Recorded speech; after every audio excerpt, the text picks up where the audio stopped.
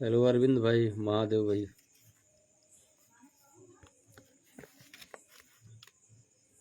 करवा चौथ व्रत पूजन। करवा चौथ का व्रत कार्तिक हिंदू माह में कृष्ण पक्ष की चतुर्थी के दौरान किया जाता है। अमांत पंचांग के अनुसार करवा चौथ आश्विन माह में पड़ता है। हालांकि यह केवल माह का नाम है जो इसे अलग अलग करता है, और सभी राज्यों में करवा चौथ एक ही दिन मनाया जाता है। करवा चौथ का दिन और संकटी चतुर्थी, जो कि भगवान गणेश के लिए उपवास करने का ही दिन होता है, एक ही समय होते हैं। विवाहित महिलाएं पति की दीर्घायु आयु के लिए करवा चौथ का व्रत और इसकी रस्मों को पूरी निष्ठा में करती हैं। विवाहित महिलाएं भगवान शिव, माता पार्वती और कार्तिकेय के साथ साथ भगवान गणेश की पूजा करते हैं और अपने व्रत को चंद्रमा के दर्शन और उनको अर्घ अर्पण करने के बाद ही तोड़ती हैं। करवा चौथ का जो व्रत होता है बहुत ही कठोर होता है और इसे अन्न और जल ग्रहण किए बिना ही सूर्योदय से रात में चंद्रमा के दर्शन तक किया जाता है। करवा चौथ के दिन को नरक करक चतुर्थी के नाम से भी जाना जाता है। करवा या करक मिट्टी के पात्र को कहते हैं जिसमें चंद्रमा को जल अर्पण कर, जो कि अर्घ कहलाता है। पूजा के दौरान करवा बहुत महत्वपूर्ण होता है और इसे ब्राह्मण या किसी योग्य महिला को दान भी दिया जाता है। करवा चौथ व्रत की विधि क्या है उसके विषय में बताते हैं। स्त्रियां इस व्रत को पति की दीर्घायु के लिए रखती हैं। यह व्रत अलग अलग क्षेत्रों में वहां के प्रचलित मान्यताओं के अनुरूप रखा जाता है, लेकिन इन मान्यताओं में थोड़ा बहुत अंतर होता है। सार तो सभी का एक ही होता है, पति की दीर्घायु। करवा चौथ की आवश्यक संपूर्ण पूजन सामग्री को एकत्र कैसे करना चाहिए, उनकी पूजा कैसे करनी चाहिए, उसके विषय में बताते हैं। व्रत के दिन प्रातःकाल स्नानादि करने के पश्चात यह संकल्प बोलकर करवा चौथ व्रत का आरंभ करें। संकल्प में क्या बोलना है? श्यम सुख सौभाग्य पुत्र पौत्रादि सुस्थिर श्री प्राप्त करक चतुर्थी व्रतमहम करिष्ये। इस प्रकार से संकल्प दिया है। यहाँ दीवार पर गेरू से फलक बनाकर पीसे चावल के घोल से करवा चित्रित करें, इसे वर कहते हैं। चित्रित करने की कला को करवा अथवा धरना कहा जाता है। 8 पूरियों की अठावरी बनाएं, हलवा बनाएं, पक्के पक्के पकवान इत्यादि बनाएं आज के दिन, गौरी माता को लकड़ी का आसन देना चाहिए, अर्थात लकड़ी के आसन पर विराजमान करना चाहिए, बैठाना चाहिए। चौक बनाकर आसन को उस पर रखें। गौरी को चुनरी ओढ़ाएं। बिंदी आदि सुहाग सामग्री से गौरी माता का दिव्य श्रृंगार करें। पीली मिट्टी से गौरी माता को बनाना चाहिए और उनकी गोद में गणेश जी को बिठाएं। तत्पश्चात जल से भरा हुआ लोटा पात्र रखना चाहिए। वायना, वायना का अर्थ होता है भेंट, भेंट को ही वायना कहते हैं। तो देने के लिए क्या करना चाहिए? मिट्टी का टूटीदार एक करवा लेनी चाहिए। करवा में क्या करना चाहिए? गेहूं और ढक्कन, करवा के अंदर गेहूं और ढक्कन जो होता है उसके ऊपर का, उसके अंदर शक्कर या कुछ मिष्ठान इत्यादि रख दें और उसके ऊपर दक्षिणा रख दें। रोली से करवा पर स्वास्तिक बनाएं। जो सादा करवा होता है ना, उसके ऊपर स्वास्तिक बनाना चाहिए, सिंपल नहीं रखना चाहिए। और गौरी गणेश और विचित्र करवा की परंपरा अनुसार जिस प्रकार पूजा होती है उस प्रकार से पूजा करनी चाहिए। पूजा जो होती है पति की दीर्घायु की कामना के लिए की जाती है। करवा पर 13 बिंदी रखें और गेहूं या चावल के 13 दाने हाथ में लेकर करवा चौथ की कथा कहें या सुने। जब कथा श्रवण करना प्रारंभ करें आप लोग, तो आप लोग जो है गेहूं अथवा चावल के 13 दाने हाथ में लेकर के कथा श्रवण करें।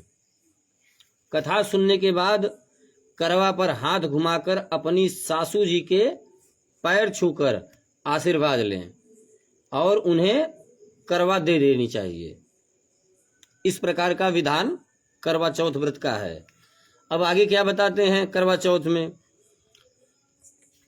13 दाने गेहूं के और पानी का लोटा या टोटीदार करवा अलग रख दें। रात्रि में क्या होता है, जब चंद्रमा निकलने के बाद छलनी अर्थात जो चलनी होती है, चलनी की ओट से उसे देखें और चंद्रमा को अर्घ प्रदान करना चाहिए। जब चंद्रमा को आप देखने जाएं तो अर्घ लेकर के तत्पश्चात जाएं चंद्रमा को देखने के लिए। उसके बाद क्या करना चाहिए?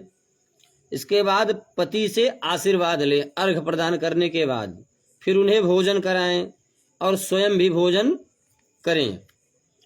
करवा चौथ की जो पौराणिक व्रत कथा है वह इस प्रकार से है। क्यों मनाते हैं करवा चौथ व्रत, उसके विषय में बताते हैं कि बहुत समय पहले एक बार क्या हुआ कि इंद्रप्रस्थ के एक शहर में वेद शर्मा नाम का एक ब्राह्मण रहता था।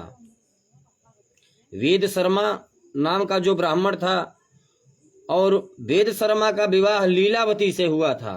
उसकी पत्नी का नाम था लीलावती, जिसके उसके 7 महान पुत्र और वीरावती नाम की एक गुणवान पुत्री थी।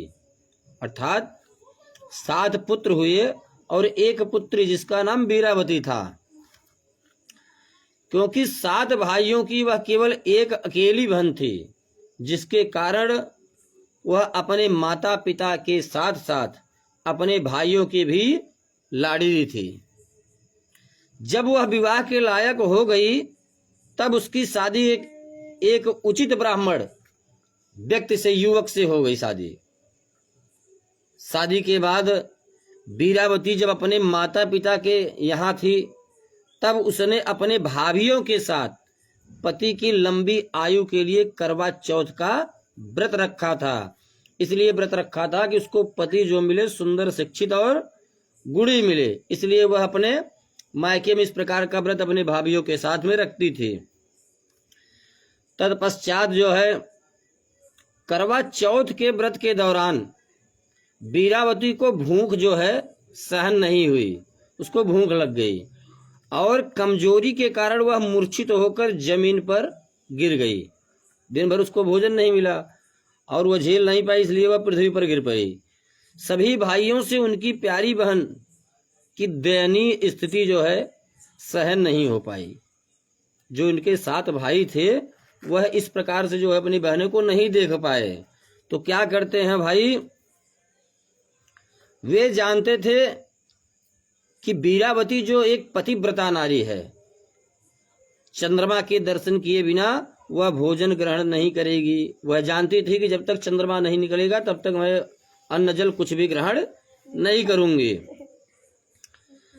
तत्पश्चात चाहे उसके प्राण ही क्यों न निकल जाए, इस प्रकार से वह संकल्पित थी वीरावती। सभी भाइयों ने मिलकर एक योजना बनाई अपनी बहन के प्रति। जो 7 भाई थे वीरावती के, उन्होंने एक योजना बनाई। योजना क्या बनाते हैं कि जिससे उनकी बहन भोजन ग्रहण कर ले जो मूर्छा में है। तो योजना क्या बनाते हैं, उनमें से एक भाई क्या करता है, कुछ दूर जाकर के एक बटवृक्ष का पेड़ होता है, तो वहां क्या करता है, हाथ में छलनी और दीपक लेकर के ऊपर चढ़ जाता है, बटवृक्ष के पेड़ के ऊपर वहां ऊपर चढ़ जाता है। और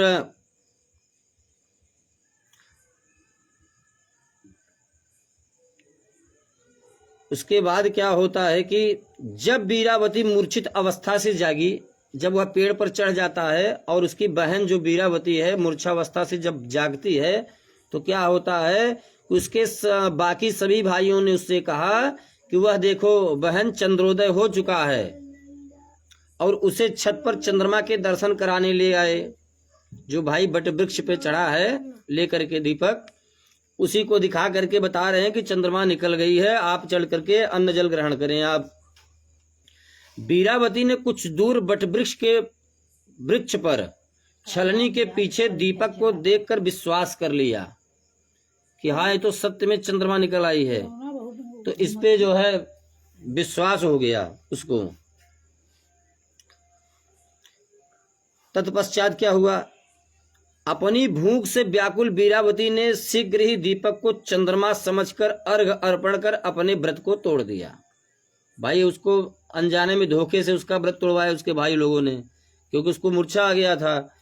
आगे क्या बताते हैं, वीरावती ने जब भोजन प्रारंभ करना शुरू किया तो उसके अशुभ संकेत मिलने लगे, अर्थात चंद्रमा निकला नहीं था और उसने व्रत को खंडित कर दिया। तो जब वह भोजन करने लगी तो उसको अशुभ संकेत प्राप्त होने लगे। अच्छा, कौन सा अशुभ संकेत उसको वीरावती को प्राप्त होता है, पहले कौर में उसे बाल मिला, मतलब जो ग्रास हम भोजन करते हैं तो जो ग्रास उठाते हैं ना नेवला, तो ग्रास जब उठाते हैं तो पहली बार जब वीरावती उठाती है तो उसको एक बाल मिलता है, और दूसरी बार जब वह ग्रास मुंह में डालती है तो उसको छींक आ जाती है, ठीक है। और तीसरे ग्रास में क्या होता है कि उसे जो है अपने ससुराल वालों से निमंत्रण मिला। पहली बार अपने ससुराल पहुंचने के बाद उसने अपने पति के मृत शरीर को पाया, मतलब इस प्रकार का जो है उसको वह श्रापित हो गई। अपने पति के मृत शरीर को देखकर वीरावती रोने लगी, और करवा चौथ के व्रत के दौरान इंद्राणी जो कि इंद्र देवता की पत्नी है, वीरावती को सांत्वना देने के लिए पहुंची। वीरावती ने देवी इंद्राणी से पूछा कि करवा चौथ के ही दिन उसके पति की मृत्यु क्यों हो गई, इसका क्या कारण है, कृपा करके आप मुझे बताइए। और अपने पति को जीवित करने की वह देवी इंद्राणी से विनती करने लगी। वीरावती का दुख देखकर देवी इंद्राणी ने उससे क्या कहा कि उसने चंद्रमा को अर्घ अर्पण किए बिना ही व्रत को तोड़ दिया। भाई उसमें वीरावती की कोई गलती नहीं थी, गलती थी तो उसके 7 भाइयों की, क्योंकि धोखे से उसका व्रत तोड़वाए।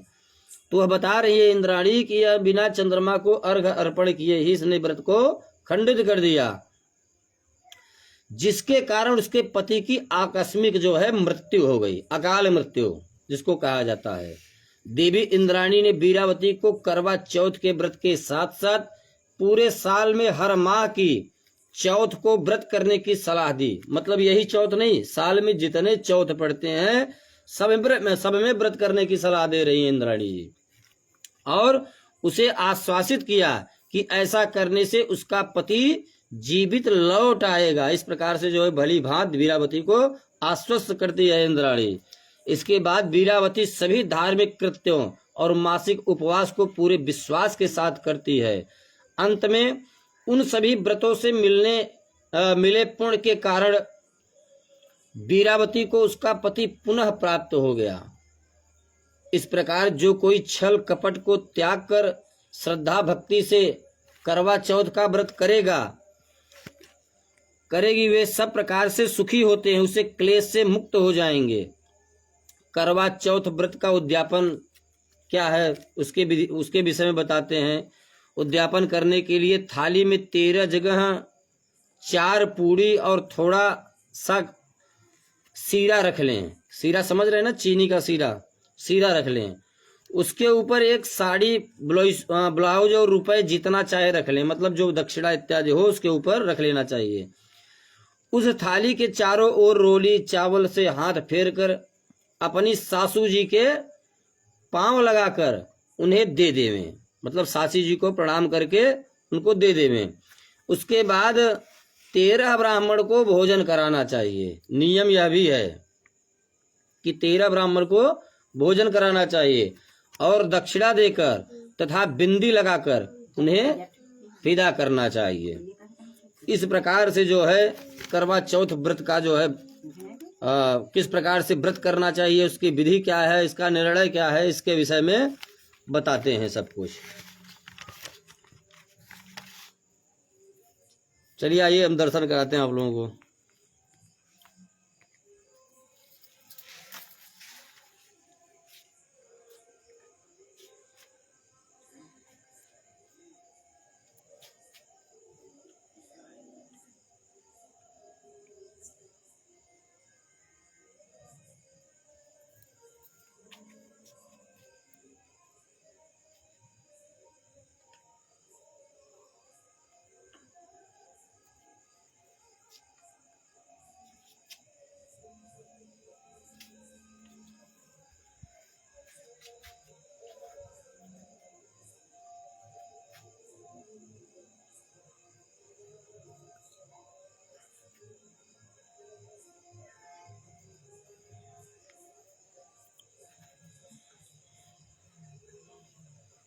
जय माता दी दोस्तों। चंद्रोदय का समय आज जो है 7:58 पे है।